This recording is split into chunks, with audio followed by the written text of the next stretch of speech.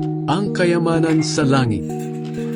Huwag kayong mag-ipon ng kayamanan para sa inyong sarili dito sa mundo.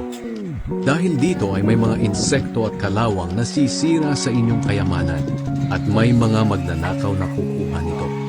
Sa halip mag-ipon kayo ng kayamanan sa langit, kung saan walang insekto at kalawang na naninira at walang nakakapasok na magnanakaw. Sapagkat kung nasaan ang inyong kayamanan, naroon din ang inyong puso. Ang ilaw ng katawan. Ang mata ang nagsisilbing ilaw ng katawan.